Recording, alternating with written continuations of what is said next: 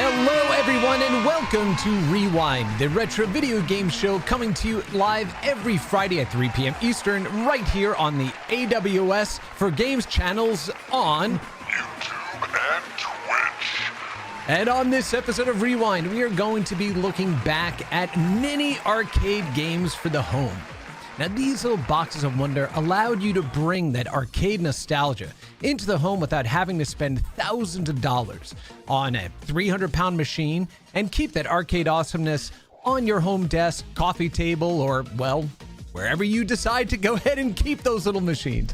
Now, some of these machines try to bring a true arcade feel home.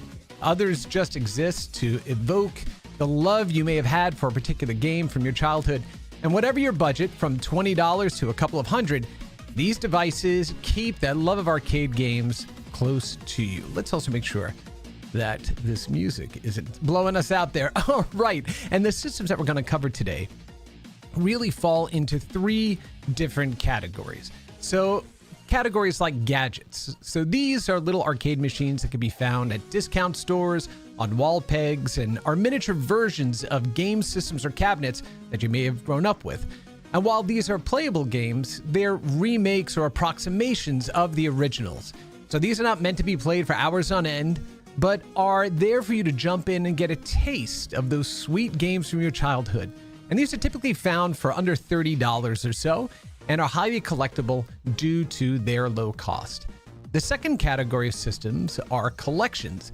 Now, these systems are typically resemble an arcade cabinet, but will include the actual arcade games. But the cabinets are not arcade accurate, if you will. These systems are really good for getting a memorable collection of titles, controls that are big enough for you to play comfortably for a long period of time, and will often include controller ports and HDMI output, so you can hook them to a modern TV and play more comfortably. Think of these as a TV collection in a format that's portable as well. And these systems are typically found for anywhere from $50 to $200. And the third category are replications.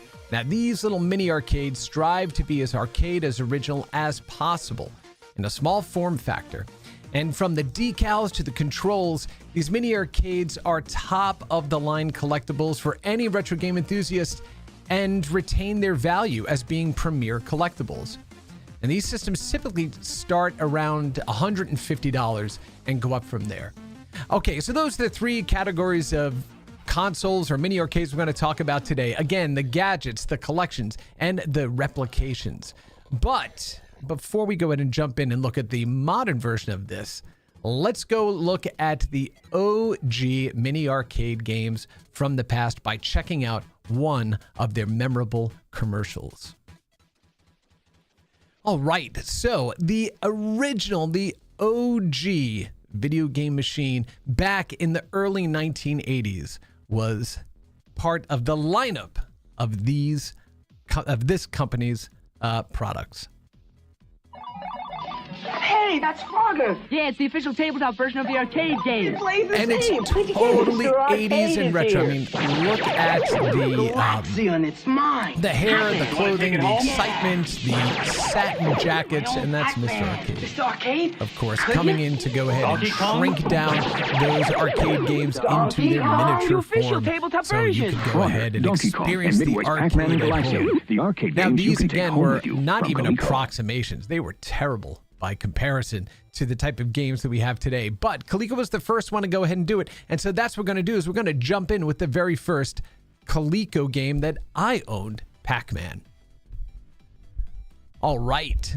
And let's make sure we have the music up there. And if anyone is there to go and chat, make sure you pop any questions you have into the chat. I'll try to maintain it. It'll be over here on a separate monitor. I may not be looking at it the entire time because I'm going to be walking through playing some of these incredible little miniature games. And like I said, I'm starting off first here with an oldie but a goodie. The OG. This is the original ColecoVision, or the Coleco, not the ColecoVision. Excuse me. Yeah, that was terrible. Where's my fail?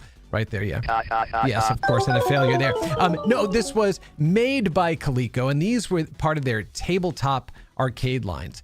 And you can see right back here on the back of this little cabinet here, we've got the operating sticker here, and it shows that this was actually made in 1981. This is when it was first introduced to the world, and of course, it took 4C batteries, no AA's, no AAA's, no button batteries here. These were 4C batteries, and unfortunately, this thing drained them like crazy because it used a fluorescent tube or a fluorescent display, which sucks a lot of power out of these batteries. Now, we were kids growing up. We always thought, or we're told, you know, if you put the batteries in the freezer or put them in the refrigerator, they'll last longer.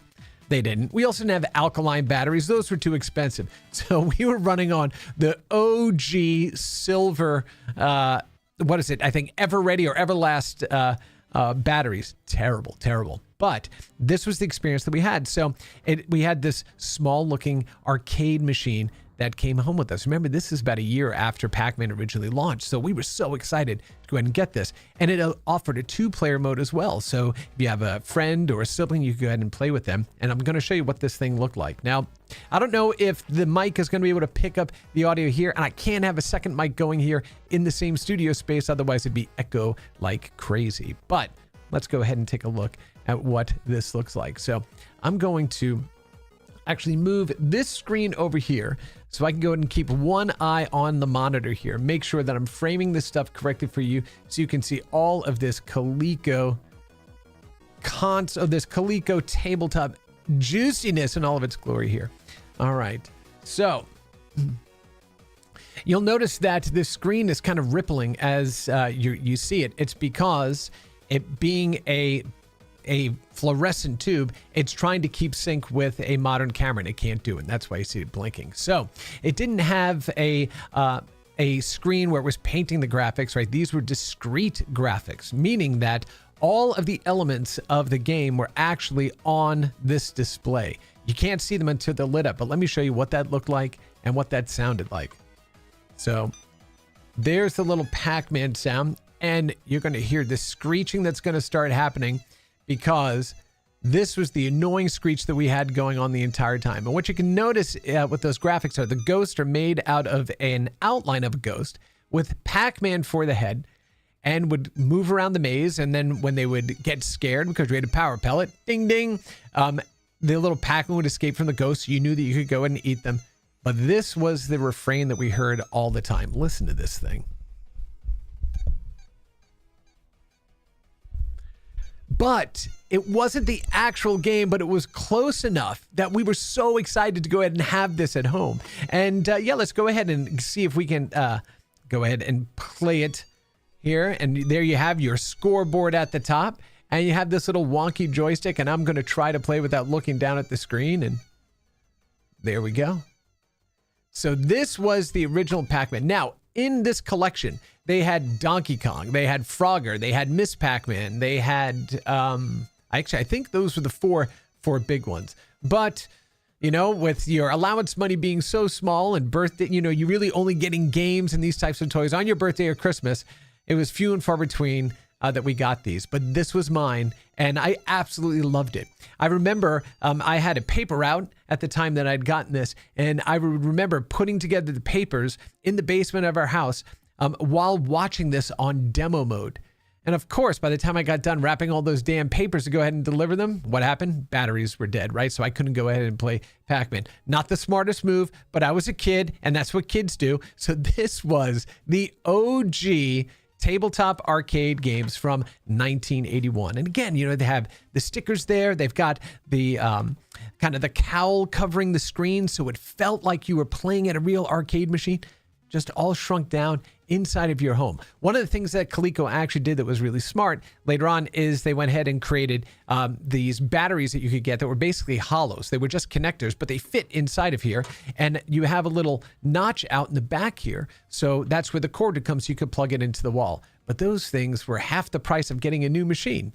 So most of the time we just put up with taking those batteries out when we were done playing, putting them in the refrigerator, and hoping we got another 10 or 15 minutes worth of gameplay out of them. But this was the OG mini arcade. All right, now let's go ahead and take a look at the first games in the collectible category here. So what I'm going to do is change the camera here to make sure that I can get down to the micro size, because these are truly, truly micro cabinets. So here we have a Space Invaders cabinet, a Rally X cabinet, and these are made, these are basically sold and pegboards and stuff inside of Cracker Barrel, inside of Target, right? When you're checking out someplace, they typically run $15 to $20, and they are approximations of those games. So you're going to see. So here we have, the cabinet art for new Rally X. This is one of my favorite arcade games actually of the time.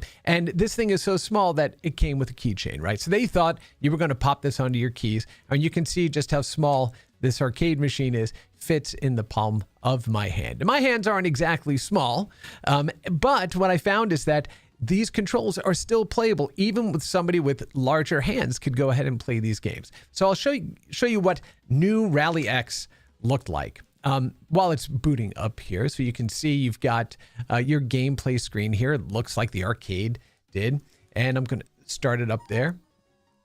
And you can hear it's got all the music and all the sound effects of the original game.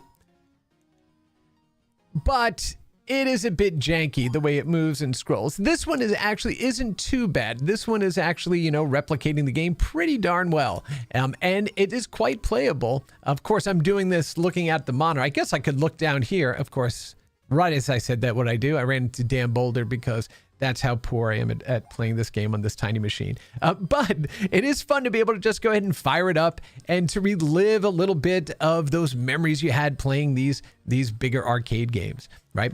And so, again, a serviceable screen, controls you can actually go ahead and play with, and a novelty. You're not going to go ahead and play this game for a very long period of time, but to be able to turn it on, jump in, and bring those memories back, that's what the collectible or the gadget category is all about. Now, what is really interesting about these little mini ones, you can see I also have a Space Invaders one here. I'll turn that one on. Classic Space Invaders, right? Most everybody knows it, and even if you never played it, you remember what the characters look like. You've seen them, in all sorts of pop culture and stuff. In fact, I have one on the back of my car, right? So it's easy to find me driving around in my hometown by the Space Invader in the back window of my car.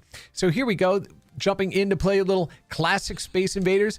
And if you've played it and grown up playing it, it looks exactly as you remember it, and plays pretty much like the original Space Invaders did.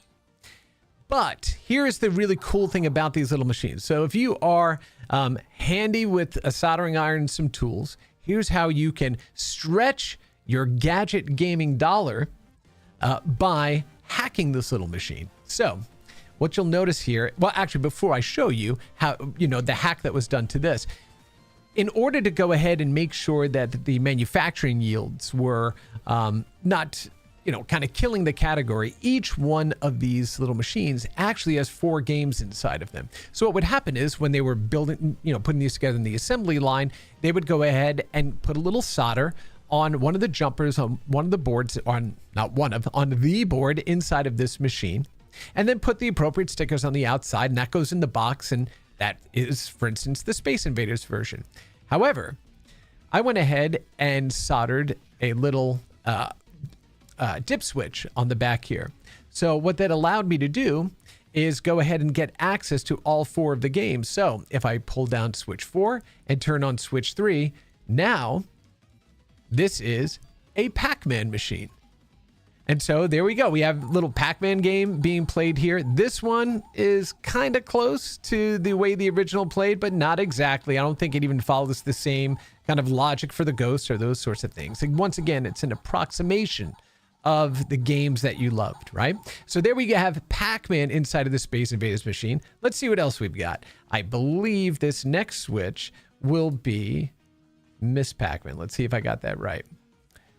And there we go. There's Miss Pac-Man. And once again, as an approximation, it's missing some dots in the middle of the playfield, which isn't the way you remember it in the arcade. But there you go. There's a little Miss Pac-Man inside of the arcade machine as well. And the fourth one should be Galaxian. Let's go ahead and check that.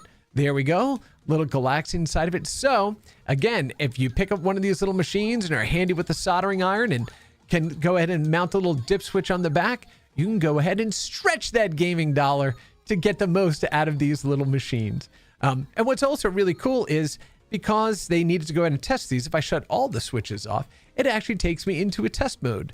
So you can actually go ahead and check to make sure your game is functioning correctly. So these are part of this whole line, and they have a bunch of them. They have a Dance Dance Revolution one. They have Miss Pac-Man, Galaga, of course, as you now know, those games are actually included right in these cabinets as well. So I don't know what the before are inside of the new Rally X. I hadn't modded that one. But yeah, so these are these little tiny cute arcade cabinets. Now I'm going to show you one that I absolutely love. And this was actually given to me by my son for Christmas one year. This is this tiny little television with a tiny little Atari VCS. You remember Atari, right? Oh, that's right. Have you played Atari today? Well, I have actually, right? I'm one of the few people that you know that has actually played Atari today. But this little retro TV with this little Atari VCS and this little joystick, this is actually a functional joystick. And what's really cool is they built it into this, all the games, this tiny little TV that looks like a console television that you would have had during the era that the Atari VCS was in market. Now, what I found really interesting with this one, though, is instead of just approximations, and there are some approximations. I know this one's going to probably get a little blurry because of how close we have to get here. But what we're looking at is Missile Command, Pong, Tempest, Warlords, Pac-Man, Asteroids, Breakout, Centipede, Combat, Millipede, and back again. So in some cases, right, you would expect this to all be the old Atari versions of the games. But in the case of Tempest, for example, as it fires up, you'll see that it's not the Atari VCS version of the game. This looks more like the arcade version of the game. I'm going to go ahead and drop this down and show that you can actually play this game by using this tiny little joystick. And it does work. And it's actually pretty serviceable. Now, you wouldn't want to play for a long period of time, but you can go ahead and enjoy dipping back into some of these games and find that challenge there. So that was Tempest, which looked like the arcade version, not what you'd expect in the Atari VCS. However, when you go down to Pac-Man, you're like, oh, they're going to probably put the good version of it there. No, they're putting the original Atari VCS version on there with all of the Todd Fry-ness. Todd Fry was the creator of this version of Pac-Man on the Atari VCS. And so that's what you're playing. So it's a mix of the games you remember and some more modern updates of them as well. What I also think is really cool about this little machine is, well, you know, if you're obviously the camera is from the top down, so you really can't see it. But if you're sitting there playing this and you put it down on the table in front of you or on your desk, it's going to be a little hard to see the screen straight on. So they built a little swivel into it so you could actually swivel the screen up and be able to go ahead and play on your mini Atari VCS console television in your home. So once again, when we look at these sorts of machines, right, these are clearly the gadget category. These are games that, once again, invoke that feeling that you had when you played these games or experienced them when you were a kid, but they're not the exact versions of them, and you wouldn't want to play them for a long period of time. But just to turn them on and hear that little jingle, hear a little bit of the music, transports you right back to when these were new in the arcade, when they were new in the family room, right, in the late 1970s and 1980s. And that is the purpose of the gadget category of games. All right. Now, actually, there is one group that straddles between these small collectibles and the next category, right, which is the collection version. These are bigger versions of the gadget type of collectible. So these games, and actually I'm going to switch the camera here so that way we can see it normally and squeeze a little bit more of them in here. So what I love about these games, and they're by this company called Basic Fun, we saw the logo up there in the beginning, was that they actually numbered these. So you'll notice that they all pretty much carry this, or have the same shell that they occupy, but they're different colored, and they all came numbered. So you'd get the box and you would be able to see through the cellophane on the front there, and they would have a number on them, so you knew which ones to go ahead and collect. And I collected the entire series of them. Now these games are typically known as an NES on a chip, right? So what they've done is they are using an already created version for the home. Typically they're using the Nintendo Entertainment System version of these games, but putting them into these little arcade shells. Being quite a bit larger, right, than the small Space Invaders size cabinets that I showed you, these are a whole lot more playable. And as you'll see, they are quite serviceable as a game. So on Joust here, we have our flap and our select button there. So there's select, and you can see this plays just like the arcade or the NES version of the arcade version at home. And let's see if I can actually play through this a little bit. Oh, look at that. I'm just bouncing between them. And cleared that whole level. That's how you do it. That is, okay, that requires a little applause because I didn't even mean to do that, but that was pretty ridiculous the way that all went down there. So again, these are a little bit more playable. These are a little more playable than the tiny ones. You can spend a little bit more time with them, and they provide a really good approximation of the arcade game because, once again, they're using like the NES version of those games, which were released on cartridges that would cost anywhere from $30 to $50 back in the day. And so these are fun little collectibles, and it's really nice to kind of have them all lined up and turn them all on and have the little cacophony of sound going on just like you did in a real arcade. Really kind of cool. So we had, again, Joust. Obviously, I didn't bring all of these into the studio today, but here's Miss Pac-Man, of course, right? The iconic Miss Pac-Man, but it's also missing dots in the middle of the board. So maybe I'm misremembering when it would launch. And you have the iconic sounds of Miss Pac-Man there. And there you are playing through Miss Pac-Man on your mini cute arcade gadget that, once again, quite a bit more playable than the super small new Rally X and Space Invaders multiplay cabinet that I demonstrated before. So, okay, so here we have, again, an example of a larger size gadget. These, I believe, ran for like $20 or so at Walmart and Target and those sorts of places. This one is a one-off. It's a Fix-It Felix Jr. game. And this is an original game that was created, obviously based off the Wreck-It Ralph movie, and but it had that old school 8-bit vibe. And this was released for, it was made available for a number of 16-bit consoles and those sorts of things. And then they decided to go ahead. It was so good that it could have been a real arcade game back in the day. So they went ahead and actually built a cabinet around it, which I thought was really neat. So this is a game that didn't exist in the era of Joust and Miss Pac-Man and all those. This was a modern game that was made to look like a game of this era, put into a cabinet to invoke that same sort of feeling. So this one is really a ton of fun. And I believe it's a free download. You can go find it online and play it on an emulator like a Sega Genesis emulator or something like that. And it's a really fun and challenging game. It's a little bit Crazy Climber, a little bit Donkey Kong, a little bit time rush sort of game. Really, really interesting. But the reason that I am leaving these three here and want to show you the Pac-Man game, as I showed you in the beginning, the original Pac-Man tabletop game used that compact fluorescent tube sort of screen, right? It's actually a vacuum fluorescent tube screen.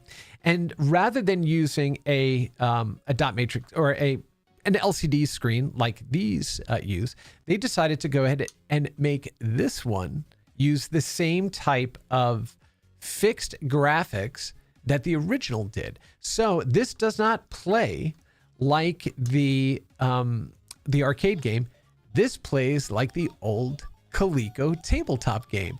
So this one's a little hard to see because once again, it is replicating that fluorescent tube, that vacuum tube look. But you can see that if I don't get the cameras in there, you can see that Pac-Man is really, really tiny. He only moves in stepped increments. The ghosts are all hollow when you go to eat them, except when they have Pac-Man in their heads. Actually, I think it's the opposite on this one.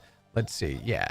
So on this one, it's the opposite. So they decided, once again, to not try to approximate the arcade, but approximate the original tabletop version of the game, which I found absolutely lovely and delightful. So that is the gadget category of games. So yay, let's go ahead and move on to the collection series of games. Now, when we talk about the collection of these games, companies like Neo Geo and Taito went ahead and created their own little mini arcade games. And inside of these games, once again, it replicates, it kind of looks a little bit like an arcade type of cabinet, but it comes included with multiple games right inside of this. I believe this one had 24 games, if I'm not mistaken. And I actually can't remember how many the Taito version comes with, but we're going to go ahead and take a look at that in just a moment as well. So let me go ahead and actually change the camera here so we can get more of the camera here. So this one also requires a power adapter. So we're going to go ahead and plug in the power.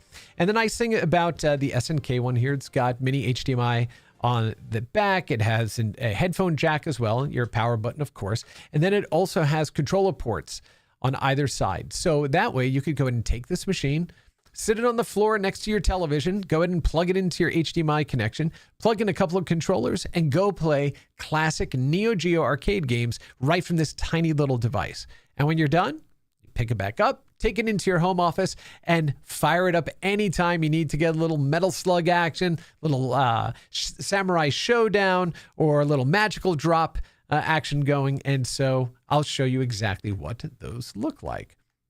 Oh, this is actually really good. Magician Lord. Like, this is kind of one of the standard games, right, for the Neo Geo. And actually what I'm going to do is fire back up the micro version here. So that way we can, actually the normal version rather, so we can get closer to the screen. And it's nice on this one here. Let's see if it lights up. There we go. I actually pulled the power plug out of there. So there we go. The joystick actually lights up, which is really neat. And you've got your 4 buttons here, and you have a display that you can, or a menu that you can go ahead and scroll through, and you can change the volume and change different settings around for you. And so let's go ahead and fire up. What are we going to find? Like I said, Magician Lord. Yeah. So this was kind of a staple. Now, my machine is also modded a little bit, so I have more than the original games that came on here. Isn't that right? Yes, that's why you had that little screen there. But there's the familiar Neo Geo jingle that's popping up there. And we're going to jump into a little bit of Magician Lord. And the great thing about these consoles, right, is that they didn't compromise the gameplay. So this is the actual arcade ROM that you would be playing if you were in the arcade. So you lose nothing in this translation coming home. And the emulation they did on this was really, really good, right? And so there you go. You're playing full on Magician Lord. Now, for those of you that were not alive when the Neo Geo was an ongoing concern as a game console, this machine was very expensive. It was probably dollar for dollar, the most expensive home machine really ever made. It was known as the Bulldog. That's what their marketing referred to it as. I think the original machine was about $699, and this is back in the late 1980s or early 90s. And the games would run anywhere from $200 to, I believe, $400 per cartridge. So you were really, if you were a Neo Geo fan, right, you were an SNK fan, you were in deep, right, for if you had these games at home. So for the ability to be able to go ahead and play through this classic library of games for a fraction of the cost of just a single game in that era, it's really a tremendous value. And this did really well, and there were multiple versions that were sold throughout the world, right? So this is a lovely little machine if you're a Neo Geo fan. It's got, again, Metal Slug, the, I think, Final Fight. It's got, and a bunch of Metal Slugs, actually. It has Bust a Move, one of the greatest bubble popping, match dropping sort of games. Yeah, and that gets all of the air horns and everything else behind it there. Neo Turf Masters, really good golf game, actually. Yeah, what do we have? Breaker's Revenge, Waku Waku, Last Resort, Rage of the Dragons, Neo Drift Out, good racing game on the Neo Geo. Super Sidekicks, Cross Swords, that was a really interesting one too. Sonic Wings, Blazing Star. Blazing Star is actually one of my favorite side-scrolling shoot 'em ups of all time. My first vertical one is Raiden, and that was absolutely classic. But Blazing Star, so much fun. I even like it better than Gradius, right? For those of you that know what I'm talking about, you know what I mean. So yeah, Blazing Star is really, really good. A ton of fun. There was a mobile port of the game as well. And yeah, it's right here inside this tiny little arcade cabinet that you get to take home and play anytime you want. Relive that arcade feeling right on your desktop, right in the palm of your hand with this this pretty kick-ass little machine. So there you go. So that is the Neo Geo Mini. And then another really, really cool collection arcade cabinet is a cabinet made by a company called Taito. And for those of you that are Taito fans, this is definitely a must-buy. So look, this one is so big that I need to go ahead and make sure that we have the tall mode of the camera here engaged. Now, what's really cool about this is you have your standard layout of buttons here, and you have a nice clicky joystick. And what that means is they're using actual individual switches for each of the cardinal directions. You can actually feel them click and hear them click as you go. And that's kind of the hallmark of arcade games and actually old Neo Geo. And so you have this 8-way joystick, right, that lets you play all of your standard games. But what's really cool is they went ahead and actually allow you to go ahead and turn this into a 4-way joystick. Now, why that's important is when you're playing games like, obviously not a Taito game, but you're playing a game like Donkey Kong or Pac-Man or something like that. You want to be able to move up, down, left, and right. You don't want to accidentally go in a diagonal. And so this actually locks the joystick into only 4 directions, up, down, left, and right. So it makes it a lot easier and a lot more effective to go ahead and play those games that require a 4-way joystick. Now, this style of cabinet, as I said before, it's not designed, these are not designed to perfectly replicate the cabinets that they're pulling from. They're designed to more approximate it or give you a sense or feeling of those cabinets. This is actually based off of what's known as a candy cab design, which is very popular in Japan. And one of the coolest things about this is it's a trick that this machine can do that I'm going to show you in just a moment. Okay, so before, I'm not going to give that trick away, but I'm going to show you a little bit more of the machine here. You have stereo speakers on the top. You have a little slot up here. It had a little insert for the top here that was standard on those cabinets, but I took it off of here so I didn't lose it. Bring it into the office.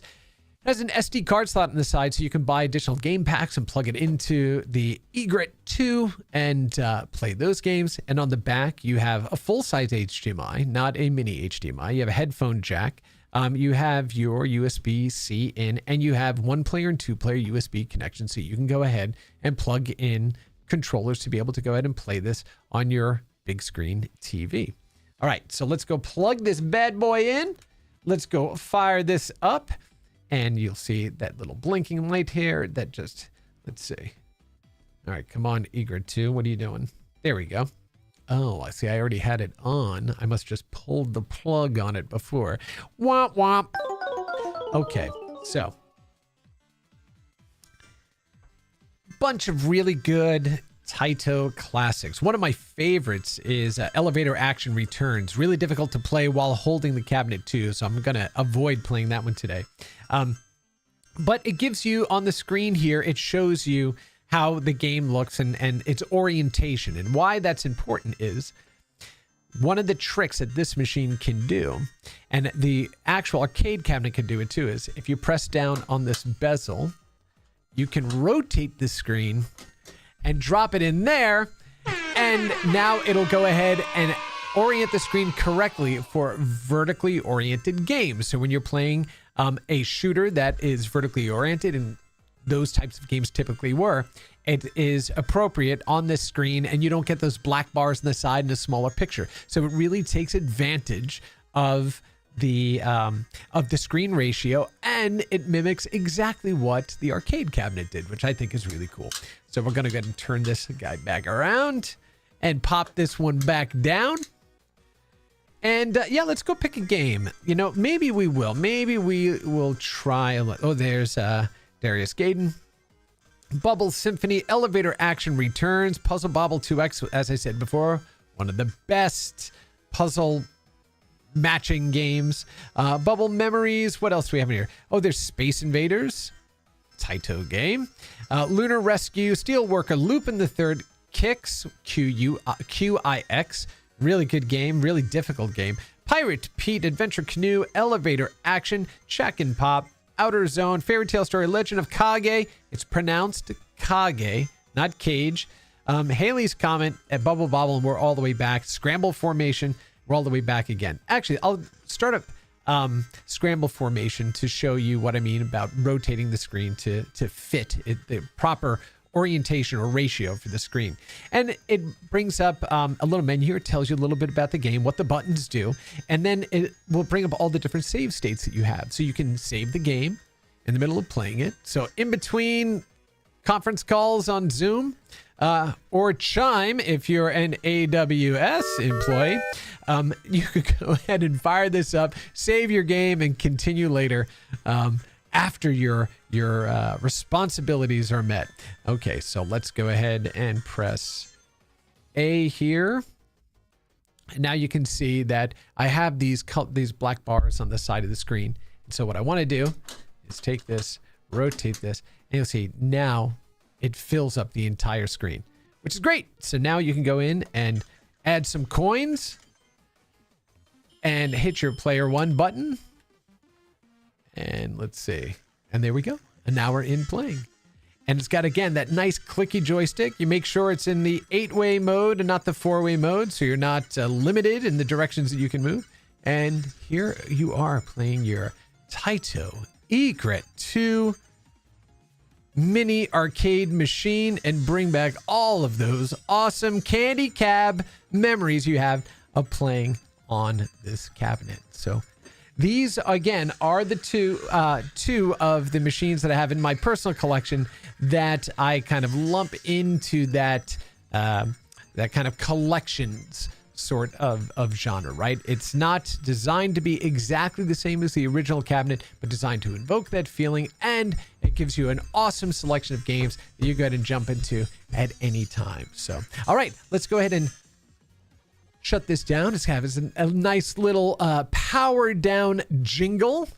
And now we're going to move on to the cabinets that really not approximate. They truly are replicas of the originals. So this company called New Wave Toys started off with this cabinet here. So if there are any classic arcade players in the audience who are watching this at a later date, you'll remember Tempest. Tempest was really just one of the, I believe was the first color vector monitor game released at its time.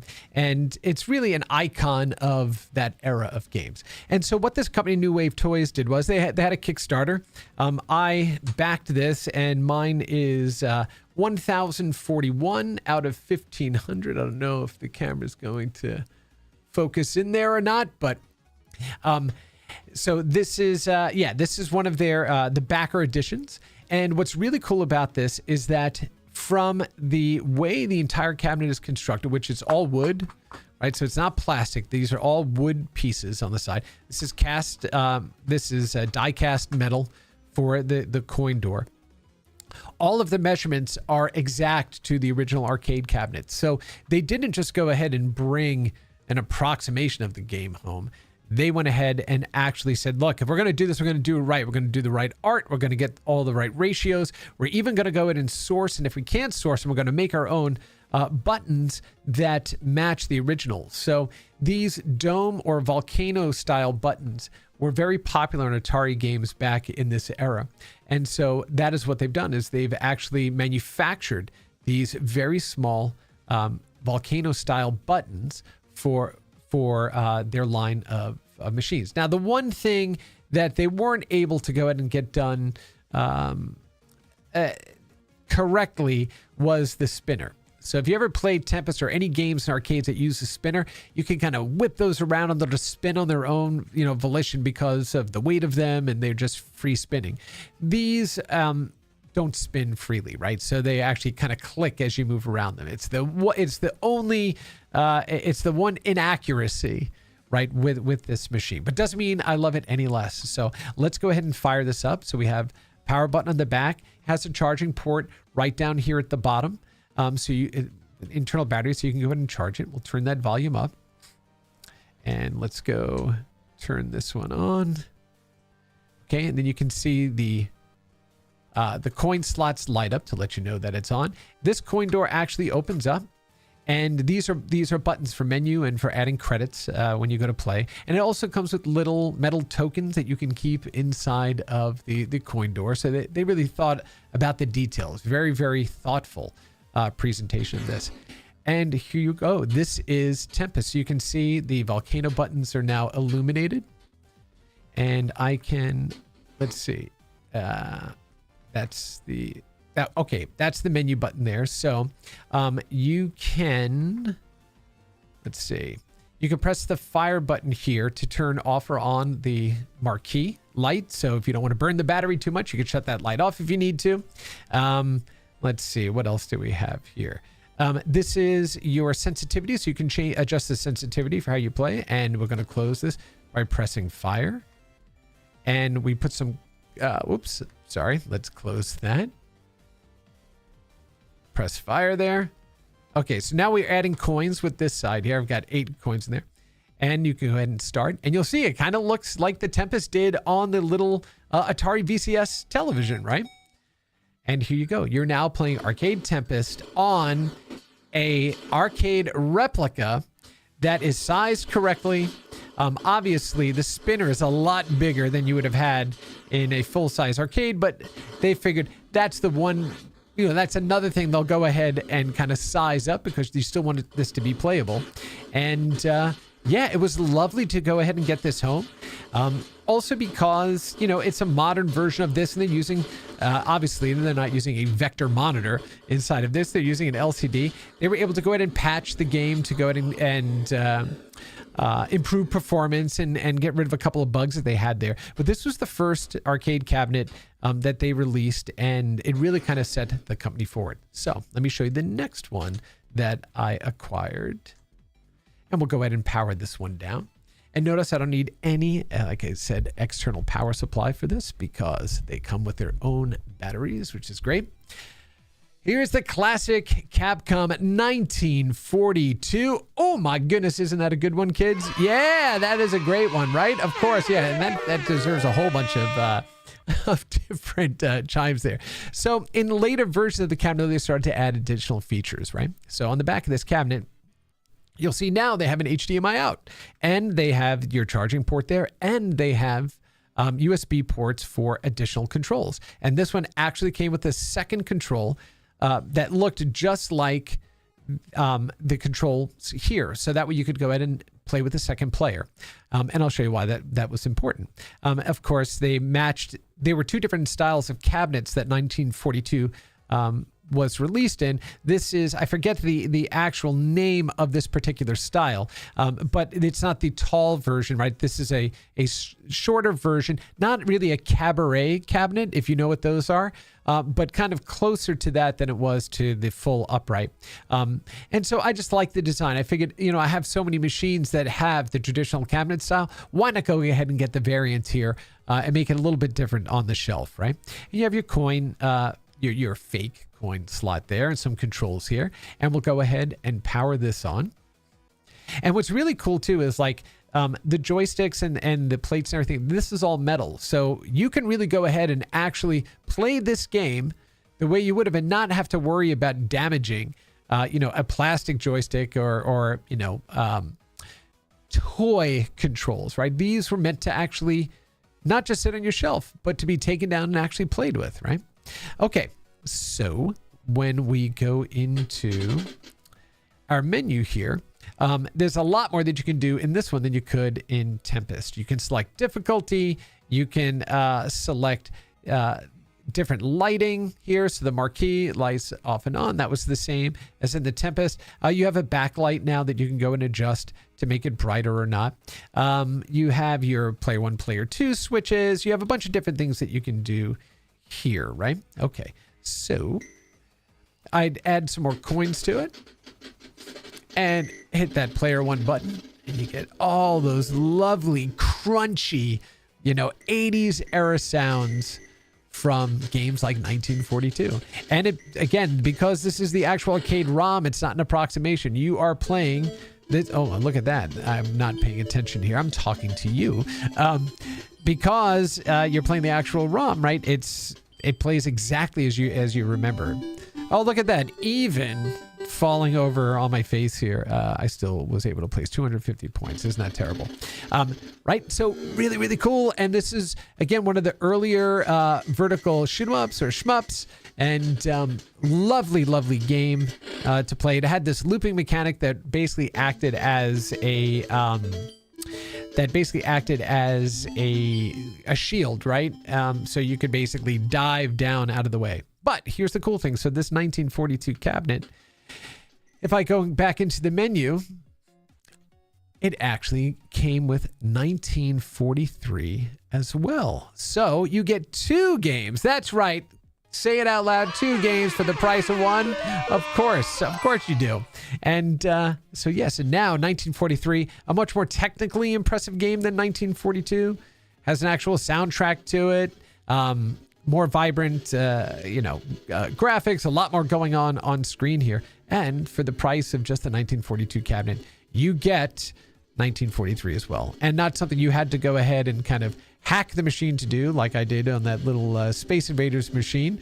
But yeah, so this is 1943 on the New Wave Toys 1942 cabinet. Now these games all run about $150 brand new. They're releasing, I think they're doing Berserk right now, and I can't remember the other one. Anyway, definitely Berserk that they're doing right now. So if you go check out their website, you can basically get on the list for when those launch. And the thing is, they do these in limited runs. So once they sell out, that's pretty much it. They don't re-release these, which means that they hold their value very well. And you'll find some of the earlier cabinets will be on sale, on eBay and stuff like that for $300, $400, $500, right? Especially if they're all complete in box. But now I'm going to show you the final New Wave Toys cabinet that I own, and it's my personal favorite. And it's my favorite for a whole variety of reasons. Not because the game was so influential, right, at the time it was released, but the attention to detail on this machine is just crazy. It's just crazy, right? And it is their Dragon's Lair cabinet. Now, I'm sure most of you watching or anybody that stumbles across this video at a later time will either know what Dragon's Lair is because you played it, because you had it on one of the consoles throughout the entire video game's history and trajectory, because it's been ported to pretty much everything, including just bog standard DVD players. And of course, it featured prominently in Stranger Things, right? In, I think it was season two of Stranger Things. So the attention detail though on this one is absolutely crazy. Let's see if I can get this coin door open. Yeah. Okay. I was able to do that. So yeah, you have your coin door here, just like you did in the other ones. You have, though, the way Dragon's Lair worked, for those of you, again, that don't know, it was a Laserdisc game. So all you did was you kind of watch the animation happen, and then you would have to press the joystick or the sword button at the appropriate time to move to another track on the Laserdisc player that continued the story. And if you messed up, you died. Dirk the Daring died, and then you had to go back and play through it again. And so it attracted a lot of people to see this because nobody had seen animation like this at the time it was released. It looked like a Disney cartoon. And in fact, it kind of was, because Don Bluth used to work at Disney as an animator. He had left and he founded this company and he created this game. So he took a lot of the artistic style and the flair that he had and that he brought to Disney animation and created this game. And so it needed this big Laserdisc player in the back, which is, of course, is the precursor to the video CD and the DVD and, of course, Blu-ray. And it was very problematic because it was always breaking down, right? It was a difficult machine to go ahead and manage and keep up and running. I'm going to show you why that's so cool that there is a Laserdisc player in it. So on the back, you have the speakers that were in the back there. You have the scoreboard in the back and, of course, the screen up front. It has the decals in the exact place that they were on the original cabinet. You have this kind of articulated front marquee here. And then you have, of course, your HDMI out. You have your USB ports for your controllers. Here's the coolest part, though. This little vented space down at the bottom is a drawer that includes a model of the actual Laserdisc player that the game ran on in the arcade. So they went through this painstaking detail to go ahead and replicate the Laserdisc player that Dragon's Lair used, and even included a little fake Laserdisc of the game. And even the little remote control here is removable, just like it was in the arcade. And the glass here is also smoked. So it's, oh, I should do it here, right? It's smoked so you can see through it. This is exactly what the machine looked like when it was originally released.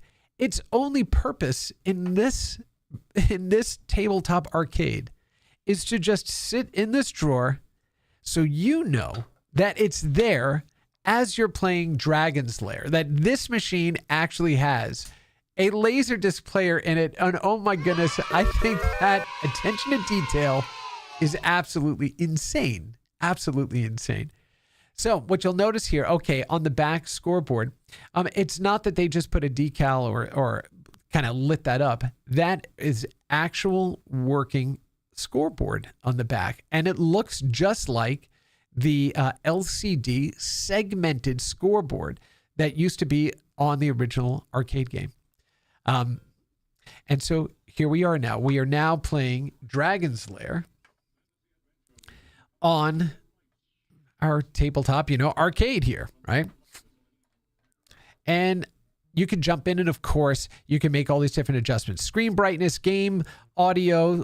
So you can make it the replicate audio, or you can push it out to HDMI. So you can have it come out of the cabinet, have it come out of the TV. You have a track mode audio. So some arcades, they would shut off the audio while waiting for people to come and play the game. Other times would keep it on. I love arcades that always kept all audio on all the time, because that's where you get that real cacophony of all those games just begging for your money. And at the time, this game was $1 to play.